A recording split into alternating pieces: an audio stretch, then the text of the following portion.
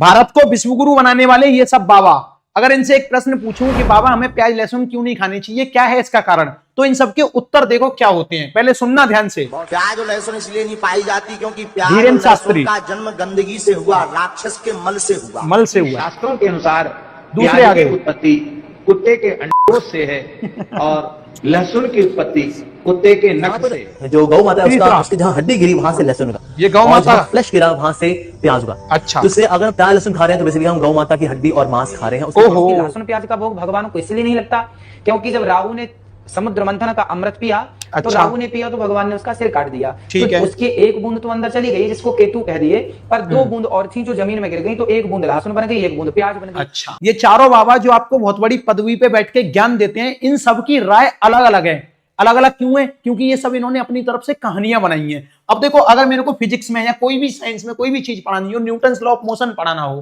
तो उसके अगर मैं 3 लॉ यहां पढ़ाऊंगा आगरा में, तो विदेश में कोई टीचर पढ़ा रहा होगा वो भी तीनों लॉ ही पढ़ाएगा। मतलब पूरे भारत में, पूरे वर्ल्ड में ये तीनों ही लॉ ऐसे ही एग्जैक्ट पढ़ाए जाएंगे। तो कारण क्या है? जो फैक्ट होते हैं, जो साइंस होती है, वो उसी तरीके से परोसी जाती है स्टूडेंट्स के सामने जैसी होती है। अब ये कहानियों से लोगों को भ्रमित करते हैं। मेरी दादी 100 साल की हो गई, उन्होंने आज तक प्याज लहसुन नहीं खाया क्योंकि इन जैसों की बकवास सुनी। तो आप शिक्षित लोग हो, आप लोगों को ये समझ में आ गया होगा किस तरीके से ये बाबा लोग हमें भ्रमित करते हैं और अपनी जो चीज है, जो कहानी है, वो हमारे मस्तिष्क पर थोपना चाहते हैं। क्योंकि कई लोग इनकी बातों को मानते हैं और इनके हिसाब से चलते हैं, इसीलिए मुझे ये वीडियो बनाने पड़ते हैं।